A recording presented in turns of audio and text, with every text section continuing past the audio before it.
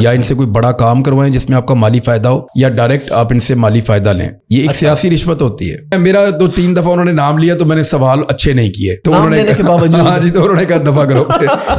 देखिए, इमरान खान डिफरेंट तो है, ये तो सबको पता है कि जब 95% मीडिया एक आदमी को अकेले को मार रहा है और इवन प्रोपेगेंडा कर रहा है गलत खबरों के ऊपर, तो उसकी आवाज बिल्कुल दब जाएगी।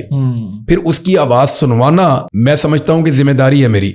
नून लीग के खिलाफ आप स्टोरी करते हैं, उनके किसी बंदे के खिलाफ करें तो वो शिकवा और गिला करते हैं। पाकिस्तान में लोग ये समझते थे मैं फौज का आदमी हूं, कहते वो खान साहब ने कहा जिसने सैरी करनी कर रहा हूं, मैं जा रहा हूं। इमरान खान साहब तो किसी को खाना नहीं पानी नहीं पूछते, तो वो क्या करें? पैसे क्या देने हैं किसी को? हाँ जी, नहीं। बड़े एक सीनियर सहाफी हैं, उन्होंने मुझे ये बात बताई थी, अच्छा, कि ये तब तक आप पे ट्रस्ट नहीं करेंगे जब तक कि आप इनसे कोई फायदा नहीं लेंगे, या इनसे कोई बड़ा काम करवाएं जिसमें आपका माली फायदा हो, या डायरेक्ट आप इनसे माली फायदा लें। अदरवाइज ये कभी आप पे ट्रस्ट नहीं करेंगे। ठीक है। तो मैंने कहा अगर ये नहीं ट्रस्ट करते तो इससे फर्क क्या पड़ता है? तो इस पे फिर उन्होंने कुछ भी नहीं कहा।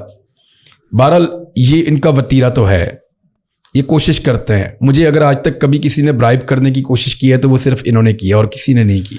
नहीं, ये आपको पता है, ये कोशिश करते थे। ये एक सियासी रिश्वत होती है। ये एक सियासी रिश्वत होती है। लीडर यानी वजीर आजम है या वजीर आला है, जी, वो प्रेस कॉन्फ्रेंस कर रहा है, सामने 10, 15, 20, 50 सहाफ़ी बैठे हुए हैं। वो उनमें से 3-4 के नाम ले रहा है कि जनाब आप फलां नाम लेके आप सवाल करें, जनाब आप। तो वो सहाफ़ी की पहचान बनती है, पूरे पाकिस्तान की ब्यूरोक्रेसी को पता चलता है कि भाई इसको वजीर आजम या वजीर आला ज़ाती हैसियत में जानता है, वो इसकी एक्सेस है और वो इसका एहतराम करता है। तो इसमें उस सहाफ़ी के बेशुमार काम निकल जाते हैं। ये एक सियासी आपने देखा कि नॉर्मली दुनिया में ऐसे नहीं होता। जो वजीर आजम या सदर के साथ खड़ा हुआ आदमी होता है वो नाम लेकर कहता है, या इदारे का नाम लेकर कहता है, या इशारा करके कहता है कि आप सवाल कर ले। डायरेक्टली सदर या वजीर आजम वो ये नहीं कर रहे होते। ये आपको यहाँ पे मिलेगा हमारे रीजन में। ये एक सियासी रिश्वत है जो दी जाती है, उसका नाम लेकर उसको रजिस्टर्ड किया जाता है इदारों के सामने कि ये खास आदमी है और इसकी मेरे तक एक्सेस है और मैं इसको जाती हैसियत में जानता हूँ। तो फिर नाम लेना छोड़ क्यों दिया उन्होंने आपका? अच्छा, मेरा 2-3 दफा उन्होंने नाम लिया तो मैंने सवाल अच्छे नहीं किए, तो उन्होंने हाँ जी, तो उन्होंने कहा दफा करो। देखिए, इमरान खान डिफरेंट तो है, ये तो सबको पता है। नून लीग के खिलाफ आप स्टोरी करते हैं, उनके किसी बंदे के खिलाफ करें तो वो शिकवा और गिला करते हैं। अच्छा। मैंने नोट किया इमरान खान के खिलाफ आप जेन्युइन स्टोरी लेकर जाएं तो वो उस तरह नहीं करते। अच्छा। और 1-2 वाकयात हैं इस तरह के, लेकिन एफिलिएशन की बात जो है उसको ज़रा थोड़ा सा और एक्सपेंड कर देता हूँ मैं आपके लिए। पाकिस्तान में लोग ये समझते थे मैं फ़ौज का आदमी हूँ। मेरी ट्रोलिंग होती थी, सर पे टोपी पहना के, छोटी सी मूंछें बना के, हिटलर वाली, इधर बैच शैल, मुझे बड़ी अच्छी लगती है वो तस्वीर। अच्छा। और मैंने सोचा, मैंने कहा काश मैं फौजी होता इस तरह का, कि मुझे तो वर्दी अच्छी भी लग रही है। तो वो फिर लोगों की गलतफहमी दूर हुई। अभी लोगों को लगता है कि मैं पाकिस्तान तरीके इंसाफ को बहुत ज़्यादा फेवर कर रहा हूँ, और मैं कर भी रहा हूँ। उसका रीज़न ये है कि जब 95% मीडिया एक आदमी को अकेले को मार रहा है और इवन प्रोपेगेंडा कर रहा है गलत खबरों के ऊपर, तो उसकी आवाज़ बिल्कुल दब जाएगी। फिर उसकी आवाज़ सुनवाना मैं समझता हूँ कि जिम्मेदारी है मेरी, कि अगर सारे मिलकर उसकी आवाज़ दबा रहे हैं तो मैं उसकी आवाज़ सुनवाऊँ। अब इसमें अगर लोगों को ये लगता है कि उसको फेवर मिल रही है तो भाई मिल रही है। अभी तो मैं पीटीआई वालों को सूट कर रहा हूँ बहुत ज्यादा, तो लेट देम एंजॉय। तो कभी पीटीआई की तरफ से भी ऐसी ऑफर्स होती है जैसे दूसरी तरफ से कोई गाड़ी, कोई घर दे दें? यार वो चाय नहीं पूछते, चाय के साथ बिस्किट नहीं पूछते। अच्छा। हाँ, कभी जिंदगी में। यानी मैं आपको एक छोटा सा वाकया बताता हूँ। मैंने इमरान खान साहब से कुछ क्वेश्चंस करने थे 2018 के इलेक्शन से पहले। ठीक है। मैं अपने बच्चों के साथ गया हुआ था, ये जो मेला लगता है ना कैलाश फेस्टिवल, जी कैलाश, वहाँ पे गया हुआ था। बिल्कुल। मैं अपने बच्चों को दिखा रहा था वो सब।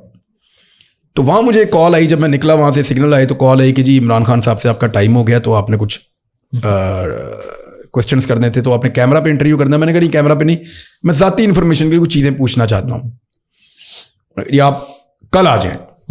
मैं अगले दिन इस्लामाबाद गया, तो सुबह जब मैं उठा मीटिंग के लिए तो मेरी बेटी ने कहा जी मैंने भी साथ जाना है। सुबह नहीं, मीटिंग हमारी कैंसिल होके तो असर के वक्त हो गई। ठीक है। असर के वक्त मीटिंग थी और मैंने दोपहर का खाना नहीं खाया हुआ था, सुबह का नाश्ता किया हुआ था जो होटल में मिलता है। सुबह का नाश्ता गालिबन किया हुआ था, बिल्कुल दोपहर का खाना नहीं खाया हुआ था। भूख लगी हुई थी हमें, तो मेरी बेटी को भी शायद लगी हुई थी। तो जब मैं निकलने लगा उसने कहा बाबा मैं साथ चलूँ आपके। मैंने कहा चलो। मैंने कहा ये वहाँ घूमती रहेगी तो उधर मैं बातचीत अपनी करके तो निकलूंगा, वापसी में इसको साथ ले आऊँगा। तो मैं वहाँ चला गया इमरान खान साहब के घर बनीगाला में। तो उनका एक ड्राइंग रूम है, उसकी बैक साइड पे ना एक छोटी सी वो बालकोनी टाइप बनी हुई है। वो वहाँ बैठ के तो शाम के वक्त लोगों से मिलते थे। वो 4-5 लोगों के बैठने की जगह है, पीछे वो जंगल नजर आता है। जी वो काफी पिक्चर्स में वो। अच्छा, मैं वहाँ चला गया तो उन्होंने कहा जी आपका वेट हो रहा था, आप आ जाएं। मैं जाके बैठ गया। अरे मेरी बेटी भी घूमती घूमती ना मेरे पीछे ही आ गई उधर। इतने में खान साहब के लिए एक ऐसे करके डिश आई और वो उनके सामने रख दी गई। ठीक है। उसमें दूध था, कुछ डबल रोटियां थी, कुछ सैंडविच टाइप के वो बने हुए थे, इस किस्म की चीजें थी। वो देसी था सारा सामान, घर का ही ऐसा लगता है बना हुआ। खान साहब ने एक वो सीधा सुधा किया बेहतरीन तरीके से। ठीक है। फिर उन्होंने कुछ सोचा तो उन्होंने मेरी बेटी को दे दिया। ठीक है। अच्छा, अब वो मुझे लगता है उसको भूख लगी हुई थी, उसने फटाफट खाना शुरू कर दिया। ठीक है। अब खान साहब दूसरे को सीधा कर रहे हैं ऐसे ऐसे करके ना। मैंने अपनी टांगे पक्की की, मैंने कहा ये मुझे आपको लगा मुझे देंगे क्योंकि और भी पड़ा हुआ था। ठीक है। खान साहब ने उसको खा लिया। फिर वो एक और पड़ा हुआ था, उसको उठाया, उसको भी खा लिया। और फिर वो एक आखिरी पीस था, उन्होंने मेरी बेटी से पूछा बेटा आपने खाना? उसने कहा नहीं, तो उन्होंने वो भी खा लिया और मेरे सामने खा लिया उन्होंने। तो मैंने कहा खान साहब वो ये आपने खुद ही खा लिया सारा? तो उन्होंने कहा भाई वो तुम खा के नहीं आए खाना? यानी मैं तुम्हें खाना क्यों खिलाऊं, तुम खा कर नहीं आए खाना? तो मैंने कहा उसको क्यों दिया है?